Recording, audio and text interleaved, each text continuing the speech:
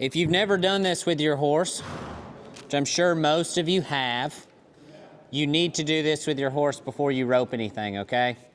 And I'm sure everyone has heard dragging a log is a good deal for a horse. Today's video is brought to you by 310 EDU. I've always maintained one goal as a horseman, stockman, and roper, to be as consistent as humanly possible. Woo, she heavy. My greatest training tool for achieving this has been our video content. Applying the principles we teach at 310 EDU will give you a better relationship with your horse, a deeper understanding of stockmanship and cattle behavior, and a far more versatile roping shot selection. These videos allow us to deep dive into the finer details of our craft while breaking down missed opportunities and great shots second by second. My ranch roping field guide is free with every membership, giving you an amazing tool to work on your consistency and versatility. Scan this QR code and go check out hundreds of hours of doctoring, branding, stockmanship, horsemanship, and more. As always, thanks for watching, and I'll see you in the next video. Did you get that? I got that. But kind of what I want to work on here is less on the horse, because my hope is that y'all's horses are in a pretty good spot for this, and more on you. And what's going to happen, excuse me, what's going to happen is as you become more confident in your ability to manipulate the rope, it's your confidence in and through the horse that makes it easy for them. Does that make sense? So there's a couple of things I want to be looking for when I'm doing this. So I'm going to feed rope, right, off of this horse. I'm going to practice letting my coils out. Does that make sense? I'm going to practice facing them up. Did y'all see how his front end stayed still and his rear end moved around his front end? So what that means is that my horn is in the same spot from the start of the disengage to the end of the disengage. And what that keeps from happening is my rope getting loose. It throwing a bunch of slack in my rope. Does that make sense? So it's pretty important that our horses know to turn on the forehand, they know to disengage. Additionally speaking, now again, this is Jake's horse, and he knows all this, right? This would look wildly different on a horse that didn't know this, and we would be kind of learning this together, okay? What I need Bandit to do here is rate my coil. So I want him to walk at the speed in which I'm coiling my rope up. Sometimes that's going to be fast, and sometimes that's going to be slow. And what we simply do is correct.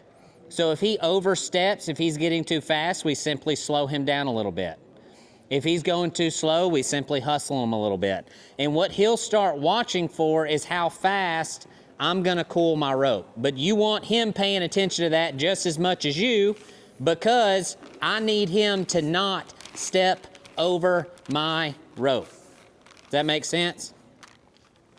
We got a little sideways there, talking and working at the same time. That can be difficult. So, but that's the idea, right? Additionally, what we want to practice is what we were talking about earlier, right? Is keeping our horse in a powerful position, okay? So the two places where my horse is powerful is with the calf in front of him or behind him. This is not powerful. And if I go to the horn and ask this horse to turn, he's having to shoulder that log around, right? Now, if we swap that log with a 700-pound calf, that's going to be pretty hard to do.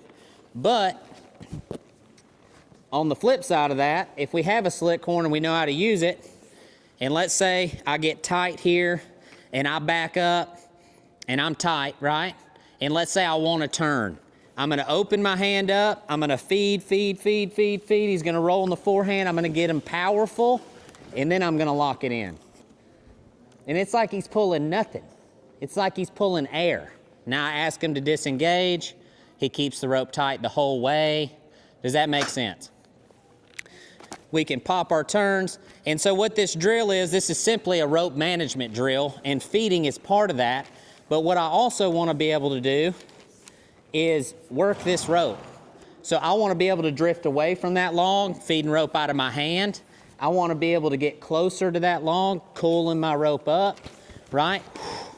I want to be able to stop, back up, go under my rope, go this way, spin around. Anything that potentially could happen, we want to be ready for it. And then we want to add speed, okay? So then I'm going to keep my rope off the ground with my log, right? I want to be able to drift away from it, keeping my rope off the ground, right? I want to be able to get close to it and cool up. Does that make sense? All this, for a young horse, is a big deal because he's going to have to do all this. Today, we want to work on us. And as you get good at this, the next young horse you have in the string, it's really easy for them, right? Feeding rope, going to the horn when we're powerful, stay into the horn and keeping it tight and walk in a circle, right? So like if I'm to the horn and he drifts in on me, I'm going to ask him to, right? I don't want that. I want it tight, right? And you want to be able to know where that log is, your rope to be free, his feet to be free, until you don't want it free anymore. And we can go to the horn, disengage, and we want to keep that rope tight through the disengage. We want to be able to back up with it. Does that make any sense? Okay, raise your hand if your horse has never done anything like this.